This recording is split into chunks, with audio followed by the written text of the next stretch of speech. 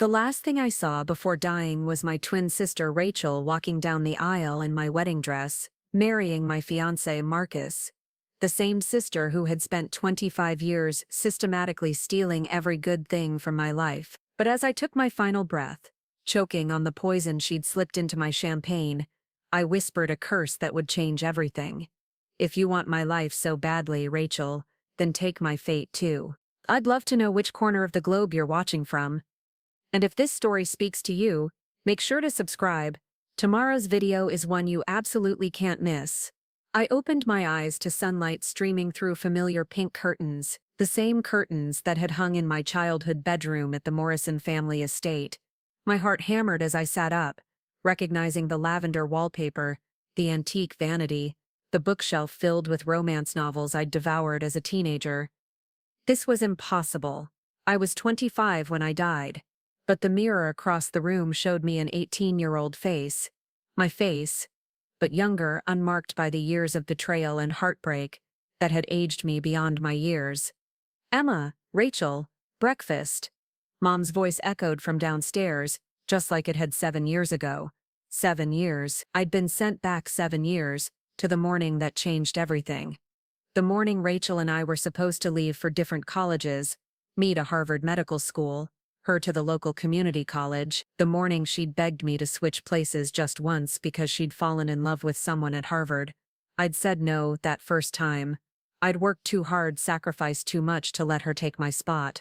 But Rachel had her way. She'd cried about how I was the lucky twin, how I'd always gotten the better grades, the better opportunities. She'd made me feel guilty for being born 3 minutes earlier, for somehow stealing all the good fortune that should have been shared between us. The bedroom door burst open, and there she was.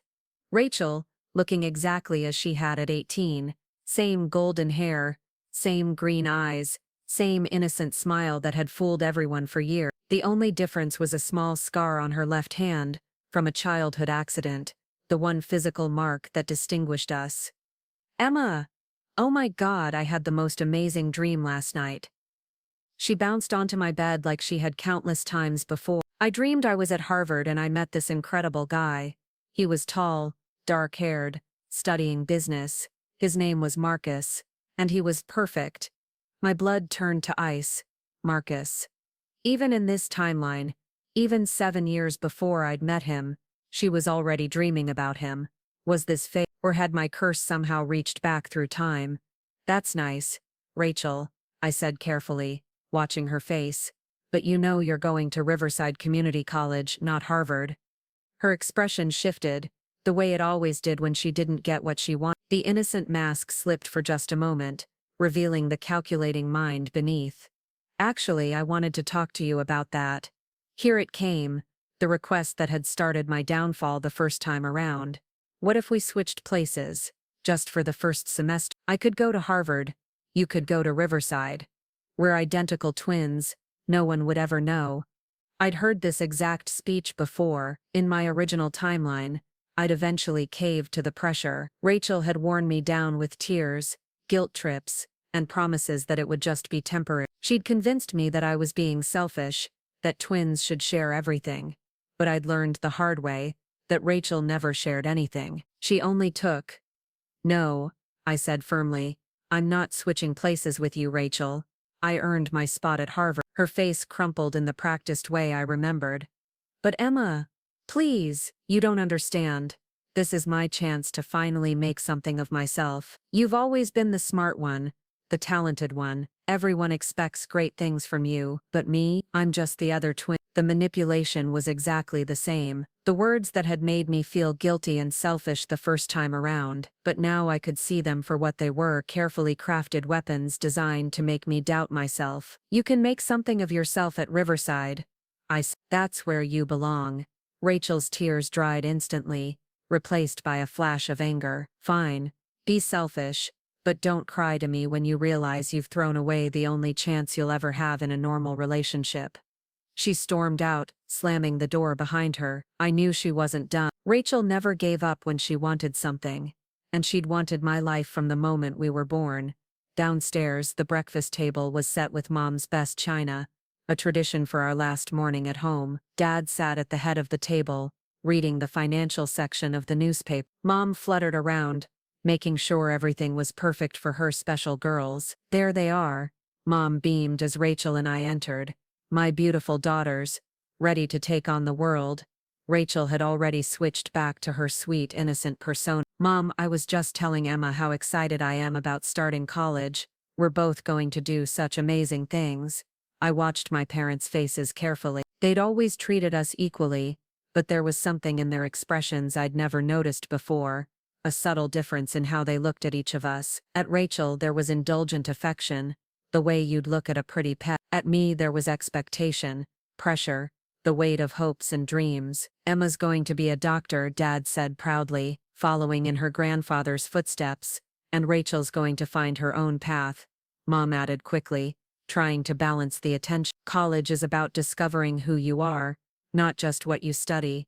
I'd never realized how much pressure they'd put on me, or how they'd inadvertently made Rachel feel like the lesser twin, but that didn't excuse what she'd done, what she would do if I let her. After breakfast I retreated to my room to pack. My acceptance letter to Harvard lay on my desk, along with my course schedule and dormitory assignment. In my original timeline, I'd given all of this to Rachel. I'd let her sweet-talk me into believing that love and family meant sacrifice, that being the stronger twin meant always giving in. But I'd learned the truth. Rachel wasn't weak, she was calculated. She'd spent our entire childhood studying me, learning my weaknesses, figuring out exactly how to manipulate me, and I'd let her, because I'd wanted to believe that my twin sister loved me. A knock at my door interrupted my thoughts. Emma? Can I come? It was Mom, carrying a cup of tea and wearing her worried expression. She sat on the edge of my bed, just like she had 7 years ago. Are you okay, sweetheart? You seem different today. If only she knew I was 7 years older, 7 years wiser, and 7 years more cynical than I'd been this morning. I'm fine, Mom. Just nervous about leaving. You know, your father and I are so proud of you. You've worked so hard to get into Harvard. She hesitated, twisting her wedding ring.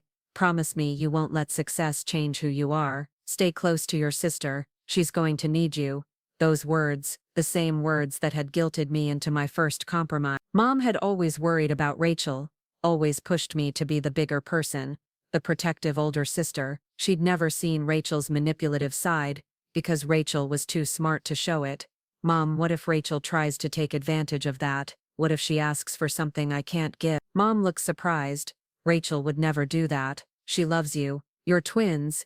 You share a special bond. Sometimes that means making sacrifices for each other. I wanted to laugh, or cry, or scream. The special bond Mom believed in was entirely one-sided. Rachel had been taking pieces of my life for years, and everyone had called it sharing. What if the sacrifice is too big? What if she asks for something that would ruin my future? Oh, Emma. Mom squeezed my hand. You're being dramatic. Rachel would never ask for anything that would hurt you. She's your twin sister. She wants what's best for you. The irony was overwhelming. Mom was essentially giving Rachel permission to manipulate me, all while believing she was encouraging sisterly love. That evening, Rachel tried again. She came to my room with red eyes and a trembling voice, carrying a letter she'd just received from Riverside Community College. Emma, I need to tell you something. I lied about being excited about Riverside. The truth is, I'm terrified. Look at this letter. They're putting me in remedial classes. Remedial. Do you know how humiliating that is?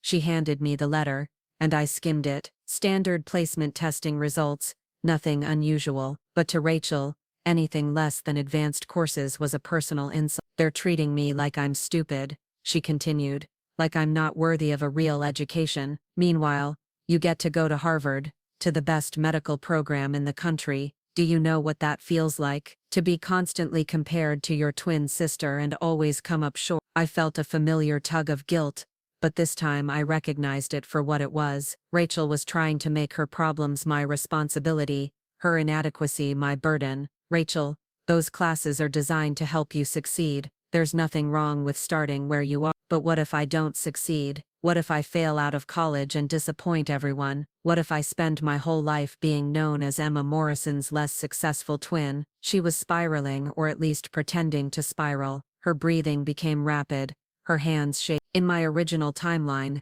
this performance had convinced me She was having a panic attack. Now I could see the calculation behind it. What do you want from me, Rachel? I want a chance, just one chance to prove I'm more than everyone thinks I am. Let me go to Harvard for one semester. If I can't handle it, I'll switch back. But please, Emma, don't let me fail before I even try. A lot of love and effort went into bringing this story to life. If you're enjoying it, we'd be so grateful if you'd subscribe to our channel. Now, back to where we left off. The request was wrapped in vulnerability, seasoned with desperation, and served with a side of sisterly guilt. It was masterfully done. Rachel had always been better at reading people than I'd been, better at saying exactly what they needed to hear. But I'd learned to read her too. No, I said simply, I'm not switching places with you. Rachel's mask slipped completely. For just a moment, I saw the cold fury in her eyes, the entitled rage of someone who'd never been denied anything she really wanted. You're going to regret this, she said quietly. You think you're better than me, but you're not. You're just luckier. And luck runs out. She left my room, and I knew the real fight was just beginning. Rachel had never accepted no as a final answer. She'd find another way to get what she wanted, just like she had before. But this time, I'd be ready for her. Because I knew something. Rachel didn't. The life she was so desperate to steal came with a price she'd never expected to pay. This time, I was going to let her have exactly what she wanted.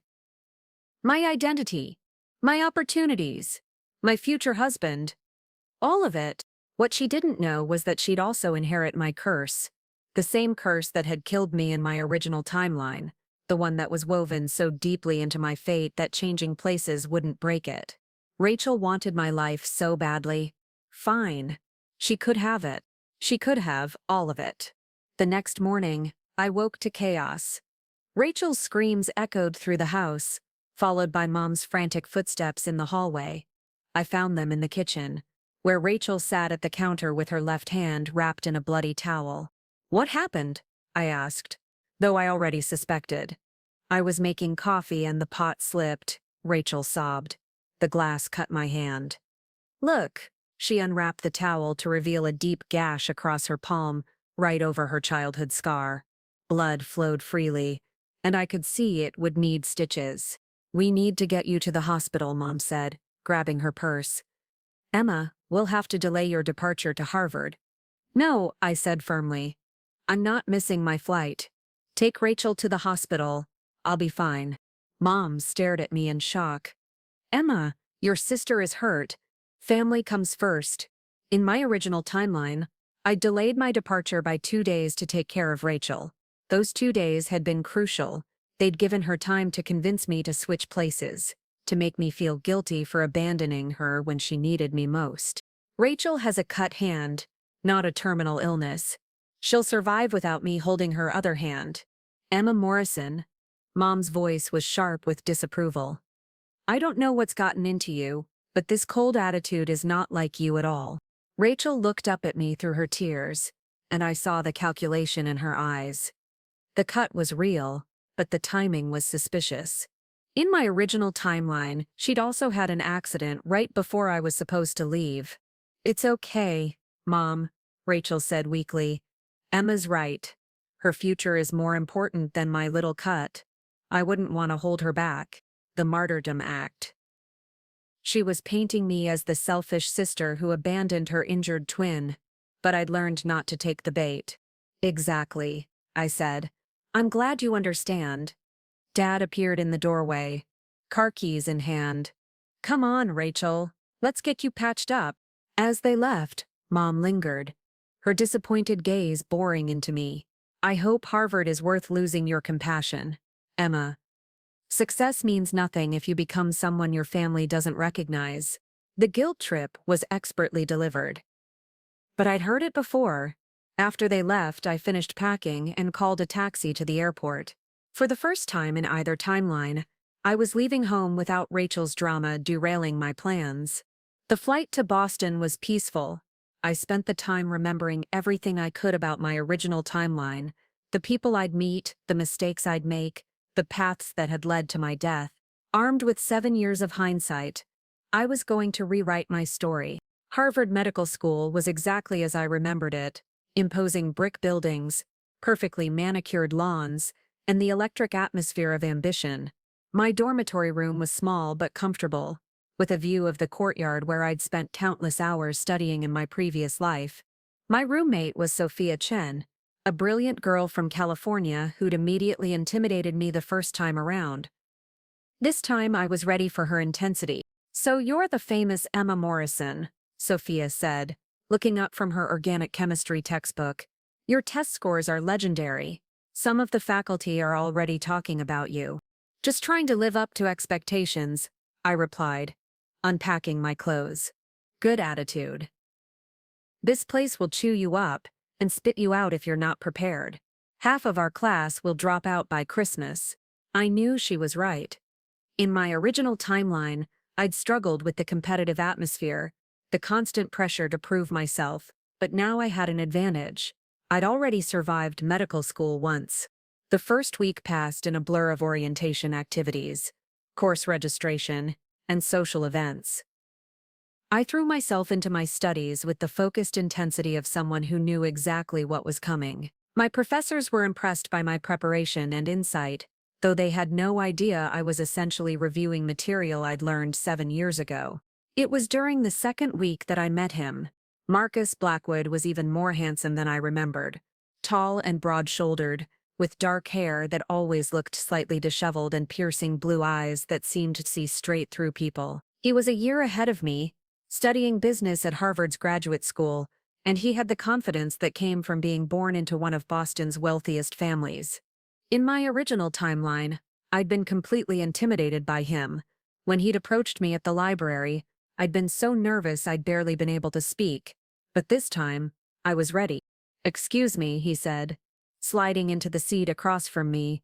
"You're Emma Morrison, right? From the Morrison pharmaceutical family." I looked up from my textbook, meeting his gaze steadily. "That's right. And you're Marcus Blackwood. Your family owns half the real estate in Boston." He seemed surprised by my directness. "I'm impressed. Most people don't recognize the name. I make it a point to know who I'm talking to." He leaned back in his chair, studying me with new interest. "Smart. I like that. Most people are too intimidated to do their homework." We talked for an hour, and I could see him becoming more interested with each passing minute. In my original timeline, I'd been the awkward, shy girl who'd somehow caught the attention of the golden boy. This time, I was confident, prepared, and mysterious. Exactly the kind of challenge Marcus found irresistible. "Would you like to have dinner with me tomorrow?" he asked as we gathered our books. "I'd love to," I replied, then added with a smile. "But I chose the restaurant. I'm not impressed by expensive places." He laughed, genuinely delighted. "Deal. I think this is going to be interesting." As he walked away, I felt a mixture of satisfaction and sadness. I was successfully recreating my relationship with Marcus, but I also knew how it would end. He was charming, intelligent, and completely wrong for me. In my original timeline, I'd been too infatuated to see his flaws. Now I could see them clearly. His arrogance, his assumption that money could solve any problem, his tendency to make decisions for other people without consulting them. But I needed him to fall in love with me again. Because when Rachel inevitably found a way to steal my identity, she'd steal him too. And when she did, she'd inherit all the problems that came with being Marcus Blackwood's wife. That evening, I called home. Mom answered on the third ring, her voice cool and distant. "Emma, how thoughtful of you to call. I was beginning to wonder if you'd forgotten you had a family. How's Rachel's hand?" "Healing. 12 stitches. The doctor said it was quite serious. She could have severed a tendon, but I'm sure you're too busy with your new life to worry about such things." The guilt trip was as predictable as sunrise. "I'm glad she's okay. Can I talk to her?" "She's sleeping. The pain medication makes her drowsy. She's been asking for you, wondering why her twin sister couldn't even call to check on her." I closed my eyes, remembering how this conversation had played out the first time. I'd been so racked with guilt that I'd offered to come home for the weekend. Rachel had insisted I stay at school, but the damage was done. I'd felt like a terrible sister for weeks. Tell her I called. I'll try again tomorrow. Emma, what's happened to you? You used to be so caring, so considerate. Now you sound like a stranger. Maybe I'm just growing up, Mom, learning to set boundaries. Boundaries? Her voice was sharp. With your own family? That's not boundaries, Emma. That's selfishness. After I hung up, I sat on my bed and stared at the ceiling. In my original timeline, that conversation had driven me to call Rachel directly, to apologize for being a terrible sister. Rachel had played her part perfectly, forgiving me while making it clear how much I'd hurt her. But I wasn't going to fall for it this time. I had bigger plans. The next 3 weeks were a careful balancing act. I excelled in my classes, building relationships with professors who would be crucial to my future. I developed a reputation as brilliant but approachable, someone who could handle the pressure of medical school while still maintaining her humanity. With Marcus, I was equally strategic. I let him pursue me, but I didn't make it easy. I challenged his assumptions, called him out on his privilege, and showed him a different perspective on the world. He was fascinated by me in a way he'd never been with other women. "You're not like anyone I've ever met," he told me over dinner at a small Italian restaurant I'd chosen. "Most people either want something from me, or they're intimidated by my family's reputation. But you treat me like a normal person." "You are a normal person," I replied. "You just happen to have an abnormal bank account." He laughed. "My mother would hate you. She's very particular about the kind of woman she wants me to marry." "And what kind is that?" "Someone who understands society, who knows how to navigate the social expectations that come with our family name. Someone who can be the perfect wife to complement my career." I raised an eyebrow. "Sounds like you're looking for an employee, not a partner." "Maybe I am. Is that so wrong?" I could see the exact moment he realized what he'd said. His face changed, becoming more serious. "I'm sorry. That came out wrong. It's just, I've been raised to think of marriage as a business arrangement. Finding someone who makes me want something different is new." In my original timeline, I'd been flattered by his attention, thrilled that someone like Marcus Blackwood would choose me. I'd ignored the red flags, the casual way he talked about marriage as a transaction, the assumption that his wife would mold herself to fit his needs. This time, I saw it clearly. Marcus wasn't evil, but he was selfish. He wanted a wife who would enhance his image, support his ambitions, and never challenge his worldview. I'd tried to be that person once, and it had slowly eroded my sense of self until I barely recognized who I'd become. But Rachel would love it. She'd always wanted to be the center of attention, to be admired and envied. She'd see Marcus's wealth and status as validation of her worth. She wouldn't realize until it was too late that she'd traded her independence for a gilded cage. My phone buzzed with a text from an unknown number. "Emma, it's Rachel. Got a new phone. I miss you so much. Can't wait to visit you at Harvard.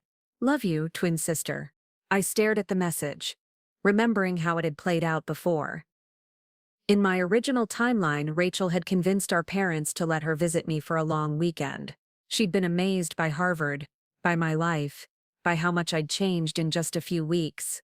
That visit had been the beginning of the end.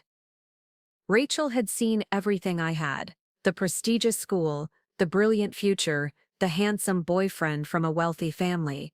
She'd gone home and launched a campaign to convince me to switch places, using every manipulation tactic in her arsenal. This time, I was going to let her visit. I was going to show her everything she wanted to steal. And when she asked to switch places, I was going to say yes. Because I'd learned something important in my previous life: sometimes the only way to defeat someone is to give them exactly what they think they want. Rachel arrived at Harvard on a crisp October morning, stepping out of Dad's Mercedes like she owned the place.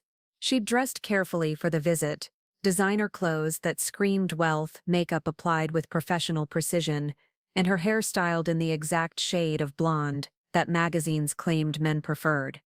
"Emma," she rushed toward me with arms outstretched, the picture of sisterly affection. But I caught the way her eyes swept over the campus, cataloging every detail, every opportunity. "You look amazing," I said, embracing her. "How's the hand?" She flexed her fingers, showing off the faint scar. "Almost healed," the doctor said. "I was lucky. Could have been much worse." Lucky. Rachel had always believed in luck, in shortcuts, in finding the easy path to success. She'd never understood that everything worthwhile required sacrifice. "So this is Harvard," she breathed, spinning in a slow circle. "It's even more impressive than the pictures." "Emma, you're so lucky to be here." "Lucky has nothing to do with it," I replied. "I earned this." Her smile flickered slightly. "Of course you did. I just meant, well, some people work just as hard and never get opportunities like this." The subtle dig was perfectly placed. In my original timeline, I'd felt guilty about my advantages, about having opportunities Rachel didn't. But now I recognized the manipulation for what it was. "Some people do work hard," I agreed. "But hard work without direction is just spinning your wheels." I gave her a tour of the campus, watching her reaction to everything. The medical school library made her eyes widen. The research labs left her speechless. But it was the dining hall that really captured her attention. Specifically, the way other students looked at me. "Emma Morrison," called out David Kim, a second-year student. "How's the biochemistry project coming along?" "Almost finished," I replied. "I'll have it ready for peer review by Friday." "Brilliant as always," he said with genuine admiration. "Professor Williams can't stop talking about your work." After he left, Rachel stared at me. "People actually know who you are here. It's a small community. Word travels fast. But they respect you. They look up to you."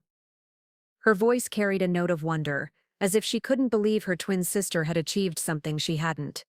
That evening, I took her to meet Marcus. We'd arranged to have dinner at his favorite restaurant, the kind of place where reservations were made months in advance and the waiters knew everyone's name. Marcus was waiting at our table, looking effortlessly elegant in a navy suit that probably cost more than most people's monthly rent. When he stood to greet us, I saw Rachel's breath catch. "Marcus, I'd like you to meet my twin sister, Rachel. Rachel, this is Marcus Blackwood." He took her hand with practiced charm, the famous twin sister. "Emma talks about you constantly." That was a lie, but Marcus was too polite to mention that I rarely spoke about my family. Rachel, however, was too dazzled to notice. "It's wonderful to meet you," she said, her voice slightly breathless. "Emma's told me so much about you." Another lie, but Marcus seemed pleased. "All good things? I hope." "Oh, definitely. She says you're the most brilliant person she's ever met." I watched the interaction with detached interest. Rachel was laying it on thick, but Marcus was eating it up. He enjoyed being praised, especially by someone as beautiful as my sister. Throughout dinner, Rachel was the perfect guest. Charming, funny, and just the right amount of impressed by Marcus's stories about his family's business empire. She asked intelligent questions about his work, laughed at his jokes, and managed to make every conversation about him. "Your sister is delightful," Marcus told me as we walked back to campus. "She's different from you, but equally charming in her own way." "Different? How?" "Well, she's more accessible, I suppose. Less intimidating. You have this intensity that can be overwhelming sometimes." I filed that observation away. In my original timeline, Marcus had been initially attracted to my intelligence and ambition, but over time he'd grown tired of being challenged, of having a girlfriend who didn't simply agree everything he said. "So you prefer women who are less challenging?" I asked. "I didn't say that. I love your mind, Emma. It's one of the things that drew me to you, but sometimes it would be nice to have conversations that don't feel like intellectual competitions." Another red flag I'd missed the first time around. Marcus wanted a brilliant wife for show, but a docile one for daily life. He wanted someone who could impress his colleagues at dinner parties but wouldn't question his decisions at home. Back in my dorm room, Rachel couldn't stop talking about Marcus. "He's incredible, Emma. Handsome, wealthy, sophisticated, everything a woman could want in a man. You're so lucky to have found him. I'm not sure luck had anything to do with it, I said, echoing my earlier comment about Harvard. You know what I mean. Some people search their whole lives for someone like that and never find them. I could see where this was leading. Rachel was already falling for Marcus, already imagining herself in my place. In my original timeline, she'd been more subtle about it, but now she seemed unable to hide her interest. He seems to like you too, I said casually. Her head snapped up. What do you mean? He was charmed by you. More relaxed than I've ever seen him. Really? She tried to sound casual, but I could hear the excitement in her voice. I mean, he's your boyfriend. I wouldn't want to overstep. You couldn't overstep if you tried. Marcus is completely devoted to me. The statement was designed to sound confident while actually planting seeds of doubt. If Marcus was so devoted, why had he seemed so taken with Rachel? Why had he compared them favorably? Over the next 2 days, I made sure Rachel saw every aspect of my life at Harvard. I introduced her to my professors, who praised my work and predicted a brilliant future. I showed her my research project, which was already attracting attention from pharmaceutical companies. I let her see the respect I commanded from my peers, the opportunities that were opening up for me, but I also made sure she spent plenty of time with Marcus. I arranged study sessions where she could observe his charm, his intelligence, his easy confidence. I mentioned his family's wealth, their social connections, the kind of life he could provide for the right woman. Marcus's mother is hosting a charity gala next month, I told her on her last day. All of Boston's elite will be there. He's been trying to convince me to go, but I'm not really interested in that scene. Not interested? Rachel looked shocked. Emma, that's the kind of event that can change your life. The connections you could make, the opportunities. I'm not interested in using my boyfriend's family connections to advance my career. I want to succeed on my own merits. Rachel stared at me, like I'd lost my mind. That's very noble, but it's also impractical. Do you know how many people would kill for an invitation to something like that? Then they can have it. I'd rather spend the evening studying. I could see her mind working, calculating. Marcus was available, successful, and came from exactly the kind of family Rachel had always dreamed of joining. His girlfriend was brilliant, but apparently too proud to take advantage of the opportunities he offered. Emma, she said carefully, can I ask you something? Of course. Are you really happy here? I mean, truly happy. The question caught me off guard. In my original timeline, she'd asked the same thing, but I'd been too naive to understand why. What do you mean? It's just... You seem so stressed all the time, so focused on proving yourself. And Marcus, wonderful as he is, seems to want someone who can be more flexible. Flexible? How? Well, like with the gala. He clearly wants you to go, but you're refusing on principle. That's going to create tension eventually. She was right, of course. In my original timeline, exactly that kind of tension had slowly eroded my relationship with Marcus. He'd wanted a girlfriend who shared his social world, who enjoyed the benefits of his family's status. I'd been too proud, too focused on my independence. Maybe you're right, I said thoughtfully. Maybe I am being too rigid. I'm not criticizing you, Rachel said quickly. I just think, well, maybe you need to find a better balance. You're so focused on your career that you might be missing out on other important things. Like Marcus. Like the life he could provide. Like the opportunity to be part of Boston's social elite. What would you do? I asked. If you were in my position? Rachel's eyes lit up. I'd embrace it all. The school, the boyfriend, the social opportunities. I'd make the most of every advantage I had. Even if it meant compromising your principles. Principles don't pay the bills, Emma. And they don't guarantee happiness. That night, after Rachel left for home, I sat in my room and thought about our conversation. She'd revealed exactly what I'd expected. Her willingness to sacrifice integrity for opportunity. Her belief that success justified any means. In my original timeline, Her visit had planted the seeds of doubt that eventually led to our switch. She'd convinced me that I was being too rigid, too focused on academic achievement at the expense of personal happiness. She'd made me question whether I really wanted the high-pressure life I was building. But this time, I could see her manipulation clearly. She wasn't concerned about my happiness.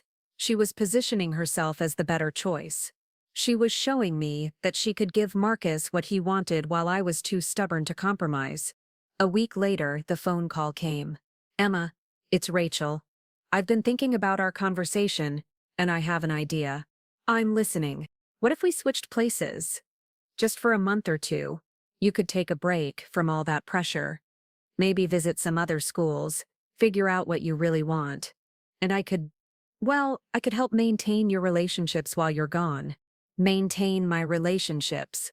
Such a delicate way of saying she wanted to steal my boyfriend. "I don't know, Rachel. That seems complicated." "Not really. We're identical twins. No one would know the difference. And it would give you some perspective on your life. What about your classes at Riverside? I could take a leave of absence." "Mental health break." My counselor already suggested it after the accident. Of course she had. Rachel had been planning this from the moment she'd seen my life at Harvard. "I need to think about it," I said. "Of course. But Emma, don't think too long. Sometimes opportunities have expiration dates." After I hung up, I smiled. Rachel had taken the bait perfectly. She thought she was manipulating me into giving up my life, but she was actually walking into a trap I'd been setting for weeks, because I knew something she didn't. The life she was so eager to steal came with a price tag she couldn't imagine, and once she'd taken my place, there would be no going back. The curse I'd whispered with my dying breath was already beginning to work. Rachel wanted my identity, my opportunities, my future husband. This time, I was going to let her have all of it. 2 weeks after Rachel's call, I made my decision, but first, I needed to set one final piece of the trap. I called Marcus and asked him to meet me at our usual coffee shop near campus. He arrived looking concerned. I'd sounded unusually serious on the phone. "Emma, what's wrong? You've been distant lately." "I've been thinking about what you said, about me being too intense, too unwilling to compromise." He shifted uncomfortably. "I didn't mean to criticize. You weren't wrong. I've been so focused on proving myself that I've forgotten how to just live, to enjoy the opportunities I have." His expression softened. "You don't have to prove anything to me. I care about you, not your achievements." That was a lie, but I let it slide. "I know, and I want to be the kind of girlfriend who can appreciate what you're offering. The social events, the connections, the life your family represents." "Really?" His face lit up. "Because Mother's been asking about you. She wants to meet you properly, not just at some crowded event." Meeting Marcus's mother, Victoria Blackwood, was a rite of passage in my original timeline. She was a formidable woman who'd spent decades perfecting the art of social manipulation. She'd taken one look at me and seen potential. A brilliant young woman who could enhance her son's reputation while being molded into the perfect society wife. "I'd like that," I said. "But first, I need to ask you something. My sister Rachel, what did you think of her?" Marcus looked surprised by the question. "She's lovely, very charming." "Why?" "She's going through a difficult time. Her studies at Riverside aren't challenging her, and she's feeling lost. I was thinking of inviting her to visit again, maybe let her audit some classes here." "That's generous of you." Rachel's always been the more social one. She understands people in ways I sometimes don't. "I thought maybe she could help me navigate your world better." I was planting seeds, making him think about Rachel's social skills in contrast to my academic intensity. In my original timeline, I'd been too proud to admit I needed help fitting into his elite circles. This time, I was using that pride against him. "She did seem very comfortable at dinner," Marcus admitted. "Natural conversationalist." "Exactly.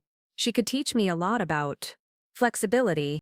The word hung between us, loaded with meaning. Marcus had complained about my inflexibility, my unwillingness to adapt to his expectations. Now I was suggesting Rachel could help fix that problem. "When is she coming?" he asked. "Next week. I hope you'll help make her feel welcome." His smile was genuine. "Of course. Anything for you." That evening, I called Rachel. "I've been thinking about your offer," I said without preamble. "And I want to do it. Switch places for a month." The silence stretched so long I thought the call had dropped. "Rachel? Are you there?" "I'm here." Her voice was breathless with excitement. "Are you serious?" "Dead serious. I need some perspective on my life, and you deserve a chance to experience what Harvard has to offer." "Emma, I thank you. This means everything to me. There are conditions. You'll need to maintain my grades, keep up with my research project, and not do anything that would jeopardize my reputation. Of course, I'll be perfect. I promise. And Rachel, you'll need to be careful around Marcus. He's very perceptive. Don't worry. I'll be the perfect girlfriend." The way she said it, so confident, so eager, confirmed what I'd suspected. Rachel wasn't just interested in my academic life. She wanted Marcus too. "One more thing," I said. "This needs to be our secret. If anyone finds out we switched, it could ruin both our futures." "I understand, completely. No one will ever know." After we hung up, I sat in the dark and thought about what I'd just set in motion. In my original timeline, I'd agreed to the switch reluctantly, guilted into it by Rachel's tears and manipulation. I'd believed her promises that it would be temporary, that she just wanted to experience college life. But Rachel had never intended to switch back. She'd fallen in love with my life, my opportunities, my boyfriend. She'd started making plans to make the arrangement permanent, using every trick in her arsenal to convince me to give up Harvard for good. This time, I was walking into the trap with my eyes wide open. Because I knew something Rachel didn't. The life she was so eager to steal came with a darkness she couldn't imagine. The switch happened on a cold November morning. Rachel arrived at my dorm room with 2 suitcases and a meticulously planned strategy. "I've been studying your class schedule," she said, pulling out a notebook filled with detailed notes. "Professor Williams expects your biochemistry project next Friday. I've reviewed all your research, brilliant work, by the way." "Thank you." "And Marcus?" She tried to sound casual. "How should I handle him?"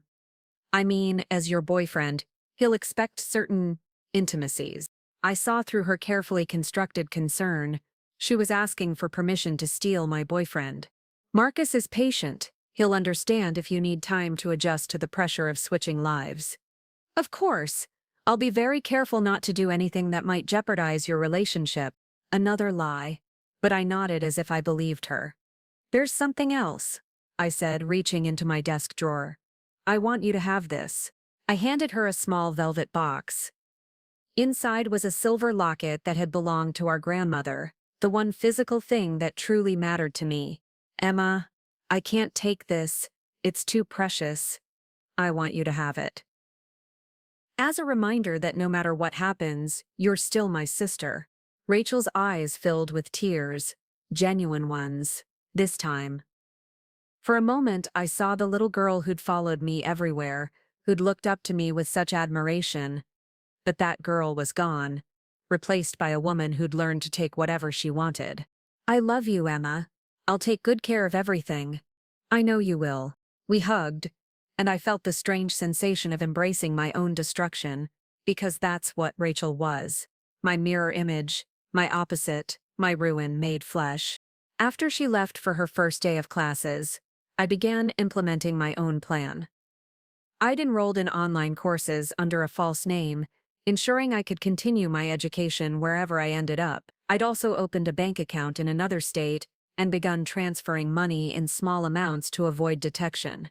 In my original timeline, I'd been naive enough to believe Rachel would keep her word. I'd trusted her to maintain my life while I figured out my next move. But Rachel had systematically destroyed every bridge I might have used to return. This time, I was building my own bridges. The first week went smoothly. Rachel attended my classes, charmed my professors, and even made progress on my research project. She was brilliant when she applied herself, That had never been the problem. The problem was that she only applied herself when it served her purposes. I monitored her progress from a distance, using social media and mutual friends to keep track of her activities. She was being careful, playing the part of Emma Morrison perfectly. But I could see the cracks starting to show. Marcus was the first to notice something was different.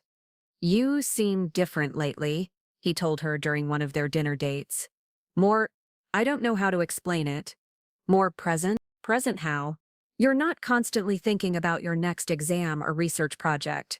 You're actually enjoying yourself."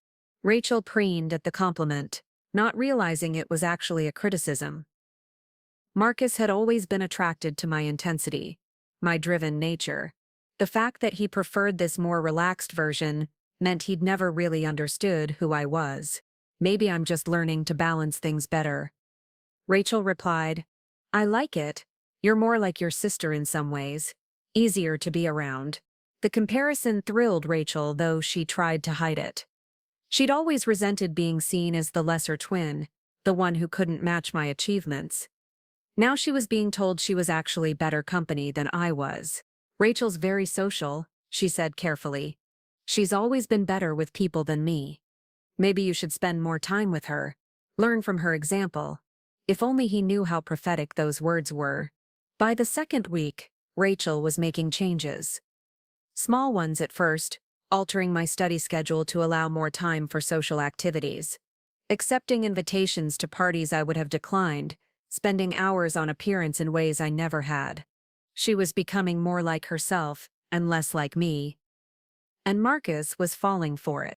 "I have a surprise for you," he told her one evening. "Mother wants to meet you. She's hosting a small dinner party this weekend." In my original timeline, meeting Victoria Blackwood had been a disaster. I'd been too nervous, too obviously out of my element. Victoria had seen right through me, recognizing that I didn't belong in her world. But Rachel was made for this. "I'd be honored," she said, and meant it. The dinner party was everything Rachel had ever dreamed of. Victoria's penthouse apartment overlooked Boston Harbor, furnished with antiques that cost more than most people's cars. The other guests were titans of industry, politicians and society matrons, who could trace their lineage back to the Mayflower. Rachel navigated it all, with the grace of someone born to privilege. She charmed the men with her beauty and intelligence, impressed the women with her knowledge of fashion and current events, and had Victoria eating out of her hand within an hour. "Marcus, darling," Victoria said as the evening wound down, "I think you found yourself a gem." "She's pretty special," Marcus agreed, looking at Rachel with undisguised admiration. "Intelligent, beautiful, and socially adept. The perfect combination for a woman in your position." Rachel glowed under the praise. This was what she'd always wanted, to be recognized, admired, valued by people who mattered. "Thank you, Mrs. Blackwood. That means the world to me." "Victoria, please. I have a feeling we're going to be very close." As Marcus drove her home, Rachel was euphoric. "Your mother is incredible. I've never met anyone so sophisticated. She likes you. That's rare. Mother's approval isn't easily won. I like her too. She's the kind of woman I'd want to become." The words were carefully chosen. Rachel was already planning a future that included the Blackwood family, already seeing herself as Marcus's wife. But she didn't know about the curse. She didn't know about the darkness that followed everyone who took what was mine. In my original timeline, I died on my wedding day, poisoned by the very sister who is now living my life. But the curse wasn't just about death, it was about losing everything you thought you'd gained. Rachel thought she was winning. She thought she'd successfully stolen my identity, my boyfriend and my future. Looking for more? We've got 2 amazing stories ready for you right on screen.